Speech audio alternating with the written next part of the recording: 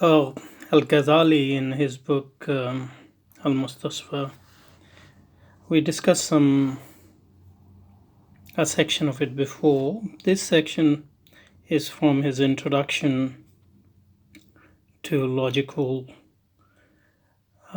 discussions in the book, because some of the logical discussions are actually prerequisite for understanding usul al-fiqh. And here he is talking about definitions, and the discussion is in the context of definitions, and we might take it up some other time, but at the moment I'm interested in the distinction he makes between three types of properties, and he discusses why these distinctions are important for constructing a good definition, logical definition, which is called al-had. So he says three types of definitions, three types of properties he distinguishes between. The property, he says, is either zatiyan, and ويسمى صفة نفس وإما لازما ويسمى تابعا وإما عارضا لا يبد أن ينفصل عنه في الوجود. Then he defines each three of them. So these are three definitions. So zati can be translated into substantial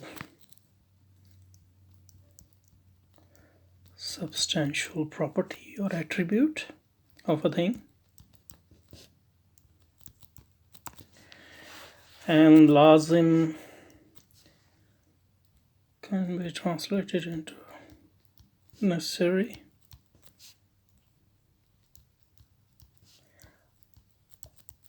I don't know whether these are the translations they use in English books, because I'm just working from the original. An aradi is accidental, or attributes, or just accidents. And these are well-known or typical Aristotelian distinctions, but there is something which is interesting, that probably from Ghazali himself. That's why I chose to spend some time on this. So attributes of a thing can be distinguished between three types of attributes: substantial attribute, zati, necessary attribute, that's lazim, and accidents, which are arad. And now he's going to define all of them and give some examples for that. And he said, "Amma zati ani bi kulla dakhilin fi mahiyat ash-shay." So the substantial properties are those properties which are part of the essence of a thing. You can't think of a thing without its substantial attributes. أما ذات يعني به كل داخل في ماهية الشيء وحقيقته دخولا لا يتصور فهم المعنى دون فهمه. So you can't understand the concept of a thing or the meaning of a thing without that. And he gives some of the examples. Some of the examples are helpful, but others aren't that helpful on the face of it anyway. وذلك كاللونية للسواد والجسمية للفرس والشجر فإن من فهم الشجر فقد فهم جسما مخصوصا فإن من فهم الشجر فقد فهم جسما مخصوصا. So for example, being a body is a substantial property of both a horse and a tree. So whoever understands the word tree, he understands it as a particular body or particular structure. So in that sense, being a body is part of the reality of what a tree is, in such a manner that without that you can't think of, or without body you can't think of a tree, and same is for a horse. So if you don't have any concept of a body in your mind, then you can't understand what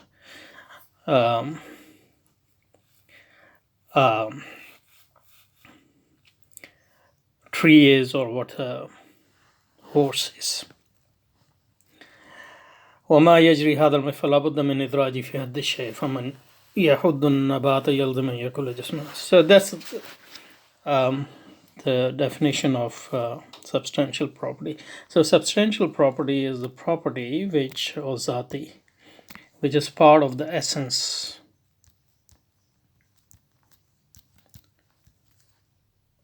or mahiyya of a thing, or its concept mode.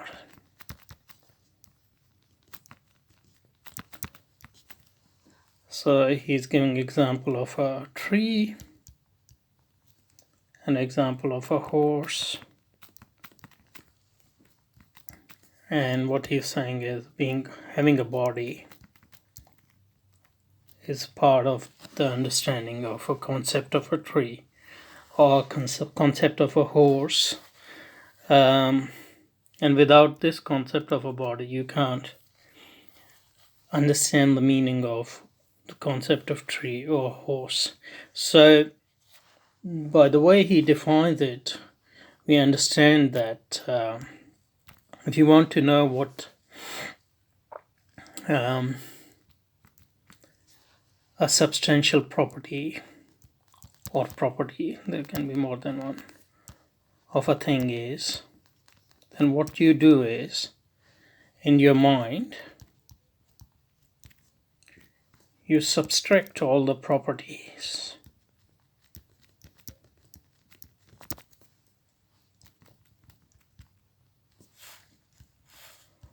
All the properties from the concept of a thing.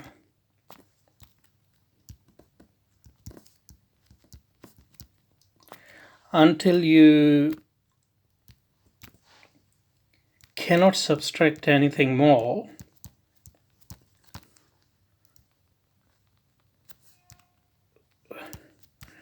without losing the concept of that thing.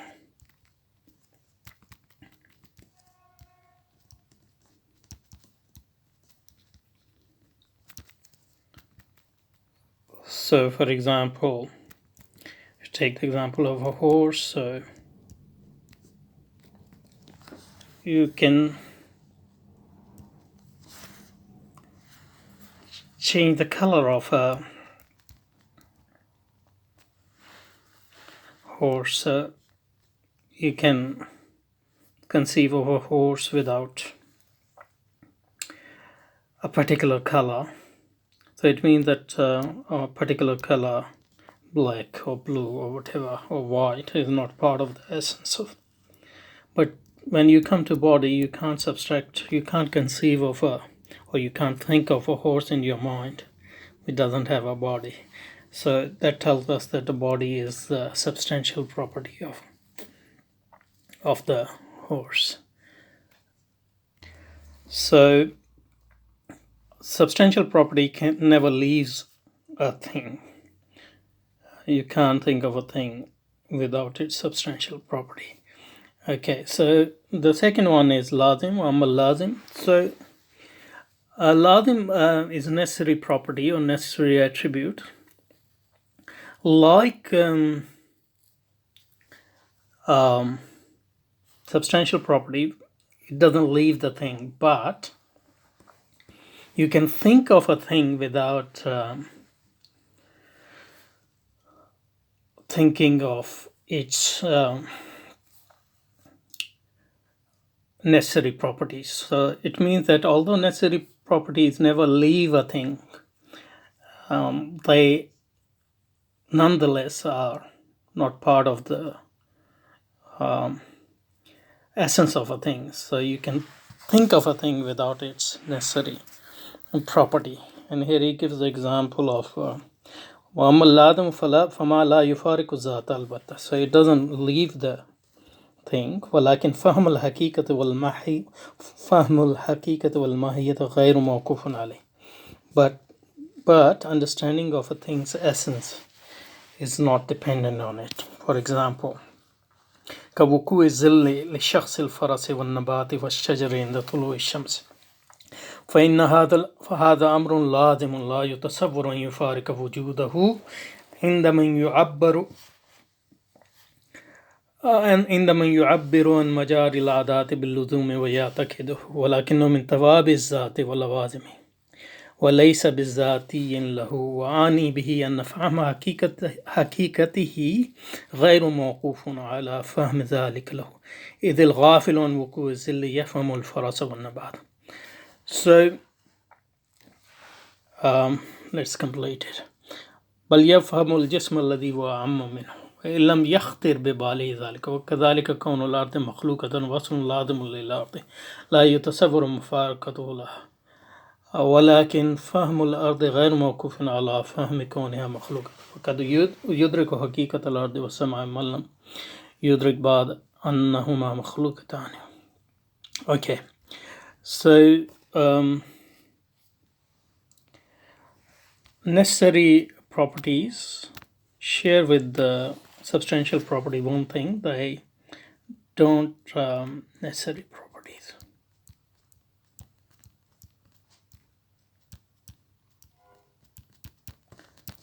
So lazimi. They don't separate from a thing, but we can think of a thing and understand its concept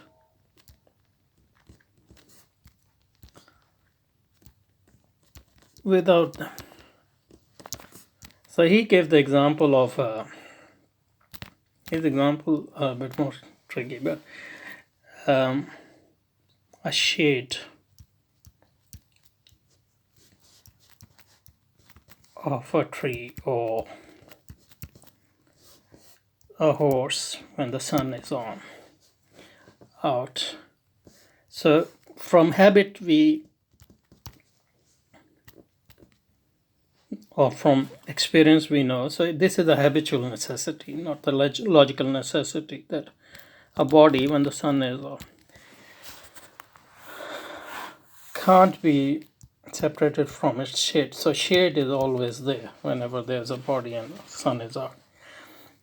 But you can think of a thing without a shade, even think of a body without a shade. You might not even remember that, when you're thinking of tree, of a shade. But you can understand a tree without the concept of shade in your mind. But you can't understand a thing without a concept of body. So that's why body is a substantial attribute, but the shade is not a substantial attribute, even though shade is part of a body. Whenever there's a body and there are right conditions there, shade is always going to be there.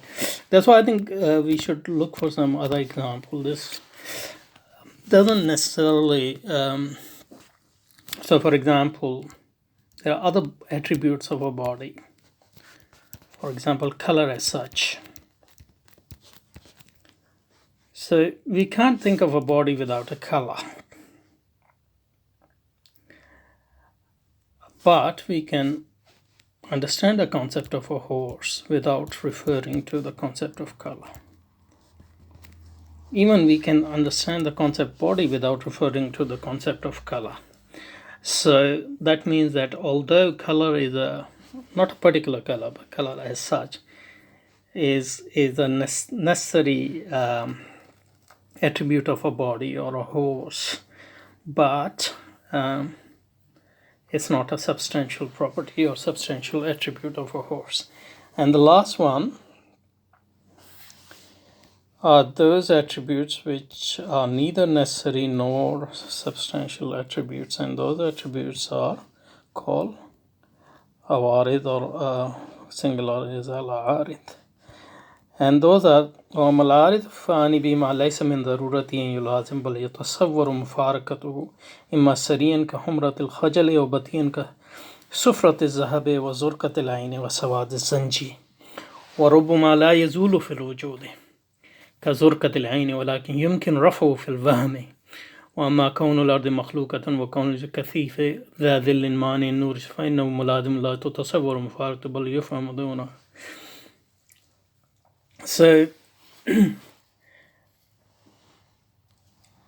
the last part of this is accidents. So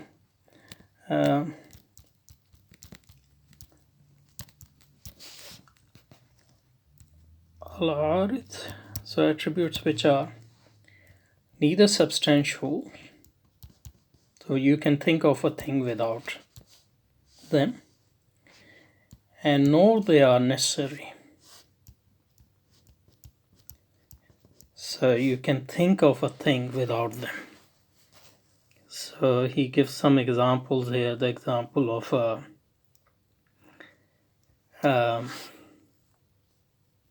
a particular color, for example.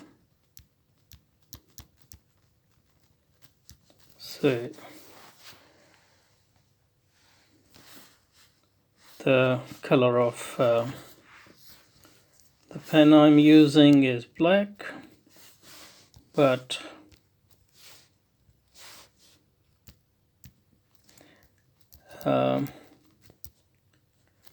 I can understand the concept of a pen without referring to color black or any color as such. So that means that it is not a substantial, but I can also conceive of blackness as being separate from this pen. It can have some other colors. So in that sense, this is the attribute is accidental. It's neither necessary nor substantial. Ghazali says that these attributes are accidental attributes of two types. Some which can, are separated from a thing immediately, and some may take a long time. So, for example, a person who is a shyness of a person is reflected in his red color of his or her face, and that redness of a color can immediately go away once they are not feeling that shy anymore. So that tells us that this is an accidental attribute, and it's an accidental attribute which can separate very quickly. And the others which might take long to remove from a things, for example, a gold, if it is, goldish color, a yellow color, it might, take longer to separate from gold, and it might need to be exposed to certain condition in order to do that. But we can think of a gold without a specific color. So it's neither its essence nor its necessary attribute, but it's accidental attribute. And even some properties might not in fact be separable from a thing. For example, he gives the example of a blueness of an eye. So we have a blue eye. So its color is, even in the long run, probably it's not going to go away unless there is some medical condition. But in principle, it can go away. So, and he says in Wahm, al-Wahm, so imagination. So even the blueness of a blue eye is not separable in reality, in imagination we can think of it as separable from an eye. So that tells us that blueness is neither the substantial property of an eye nor the necessary properties. So these are three properties I wanted to touch on. Probably I'll take his discussion of definition in this context sometime later. Thank you.